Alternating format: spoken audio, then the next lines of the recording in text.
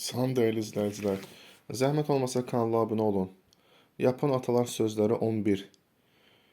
Sirlərini ağzından qaçırma.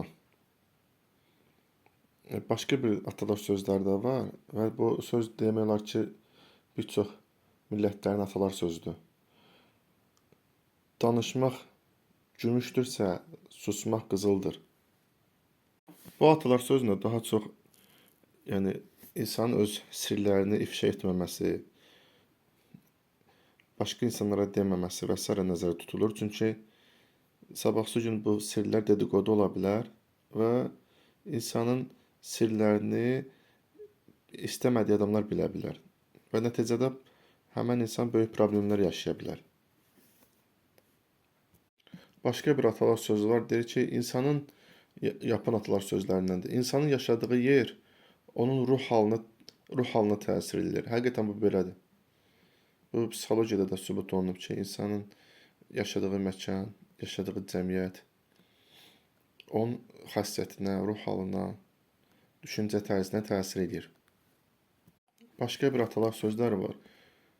Yapon atalar sözləri deyilir ki, uğursuzluq uğurun anasıdır. Yəni burada onu nəzərdə tutulur ki, insan uğur qazanana qədər bir neçə uğursuzluğa tab gətirməlidir. Bir neçə uğursuzluqla üzləşməlidir.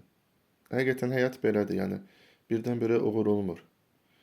İnsan itirir və sonda əgər vazgeçmirsə, istədiyinə yöndə, istədiyi yolda davam edirsə, sonda nəticədə uğur qazanır. Və uğur qazanmış insanların həyatı belədir. İtirə-itirə gəlirlər və nəticədə sonda uğur qazanırlar. Başqa bir Yapon atalar sözü, 2 qəlb üçün tək bir bədən. Yəni burada qərarsız insanlar nəzərdə tutulur, nə istədiyini bilməyən və s.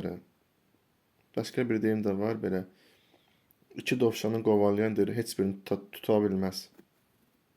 Və bu son atalar sözləri idi. Bu 11-ci videodur. Daha öncəki videolara baxmamızsa, kanala keçid edib baxa bilərsiniz.